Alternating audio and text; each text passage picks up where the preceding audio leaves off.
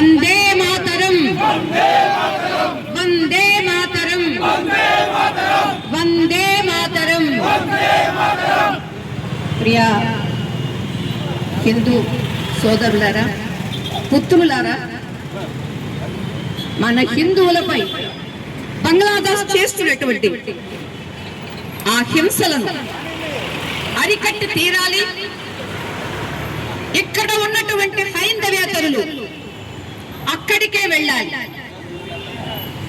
అలా వెళ్ళడానికి మనం అందరం కంకణం కట్టుకొని, మీరు ఇక్కడ క్షేమంగా ఉండాలంటే మా వాళ్ళంతా అక్కడ క్షేమంగా ఉండాలి.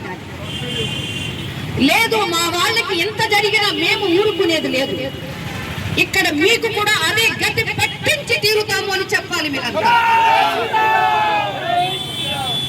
చెప్పడం కాదు, చేతల్లో కూడా చూపించాలి.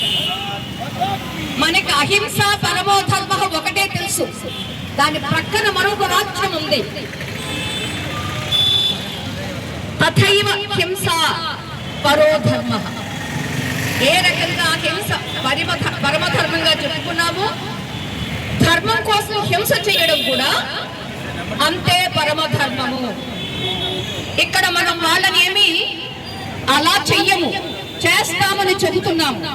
కానీ అక్కడ ఏమాత్రం ఇంకా వాళ్ళు మరి తెలిస్తే, ఒక పిల్లాడికి ఎలా చేశారు, ఒక 8 ఏళ్ల పాపకు కూడా అలా చేశారు. ఇంత పైశాచికత్వం మనిషికి ఉండదు. వాళ్ళు మనుషుల మానవేతలుగా చరిత్రలో పురాణాల్లో కూడా ఎంత దుష్కృత్యాలు చేసినటువంటి వాళ్ళు ఎక్కడా చూడలేదు. ఇప్పుడే మనం చూస్తున్నాం ప్రత్యక్షంగా. ఏ మీడియా కూడా ఎందుకు మౌనం వహించింది? ఏమిటా సెక్చులరిజం? మనిషికి మానవత్వం కావాలి. మానవత్వం లేని మనిషి మనిషే కాదు. పశువుకి ఆఖరికి ఆకలేస్తే ప్రాణిని చంపి తినేటటువంటి సింహానికి కూడా లేదు అంత దౌర్జన్యము, అంత దురాక్రమం. అందుచేత ఇవాళ మీరంతా ఏకం కావాలి. ఏ రీతిగా అస్సాం, మేఘాలయ అలాంటి చోట యువత అంతా రోడ్డెక్కిందో, ఇక్కడ మన ఆంధ్ర రాష్ట్రంలో ప్రధానంగా కనకదుర్గమ్మ యొక్క శక్తులుగా, పుత్రులుగా మీరంతా రోడ్డు ఎక్కి దీన్ని ఖండించి తీరాలి.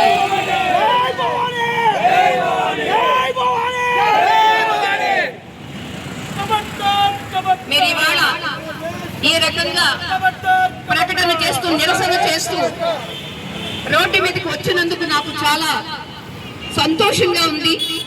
కనకదుర్గమ్మ కూడా చాలా అభినందిస్తుంది. ఈ మాత్రమే కాదు, ఇంకా ఇంకా ఇంకా మన వాళ్ళంతా ఏకం కావాలి. ఈ ఐక్యత లేక మనకి ఇవాళ ఇంతటి దుస్థితి ఎక్కడా ఉండదు. కేవలం మన హిందువుల మీదే దాడి జరుగుతుంది అంటే మనలో ఉండేటటువంటి అనైక్యత.